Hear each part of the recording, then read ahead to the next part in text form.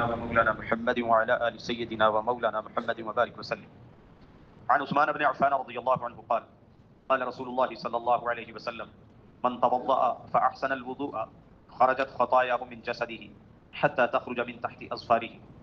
وفي رواية أن عثمان توضأ ثم قال رأيت رسول الله صلى الله عليه وسلم توضأ مثل وضوء هذا ثم قال من توضأ هكذا غفر له ما تقدم من ذنبه وكانت صلاته ومشيه إلى المسجد نافلة. رواه مسلم. حضرت سیدنا عثمان غنی رضی اللہ تعالیٰ عنہ سے روایت ہے، وہ بیان کرتے ہیں کہ نبی مکرم صلی اللہ علیہ وسلم نے ارشاد فرمایا جو شخص وضو کرے اور اچھی طرح وضو کرے اس کے سارے گناہ جسم سے جھڑ جاتے ہیں، حتیٰ کہ ہاتھوں کے پیروں کے ناخنوں کے نیچے تک سے بھی نکل جاتے ہیں، یعنی اتنا زیادہ اس کو پاکیزہ کیا جاتا ہے۔ اور دوسری روایت میں وہ عملی طور پر حضرت عثمان غنی رضی اللہ تعالیٰ عنہ نے لوگوں کو وضو کر کے دکھایا، پھر یہ بات ارشاد فرمائی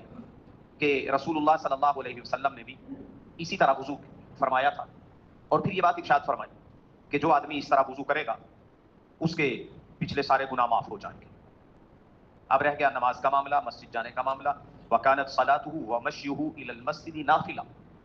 اب گناہوں سے تو پاک ہو گیا، مسجد جانا، چلنا، قدم اٹھانا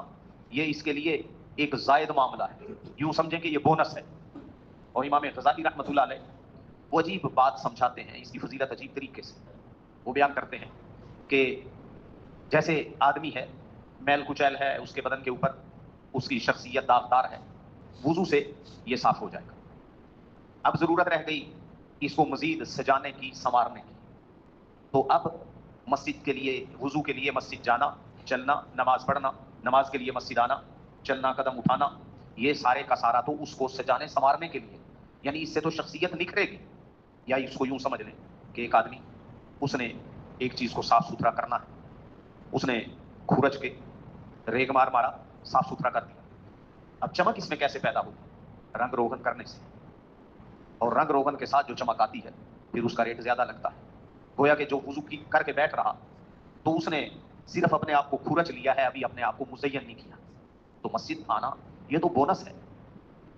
اور ہر کوئی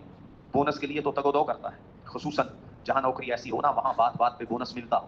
ہر کوئی اسی کی کوشش کرتا ہے کہ تنخواہ تو ملنی ہی ملنی ہے، کیوں نہ میں بونس کی کوشش کروں۔ تو یہ نمازوں کا معاملہ بھی ایسا ہی ہے، فرض تو ہیں لیکن اللہ کی طرف سے انعامات کی برسات اتنی زیادہ ہے، تو کیسا نماز سے پہلے اللہ پاکیزہ کر رہے ہیں بندے کو، تاکہ اب اس نے میرے گھر میں آنا ہے، لہٰذا پاکیزہ صاف ستھرا ہو کے، ہر طرح کے میل کچیل سے صاف ہو کے یہ میری بارگاہ میں آئے۔ اللہ رب العزت ہمیں بھی بھرپور اچھے طریقے سے ادب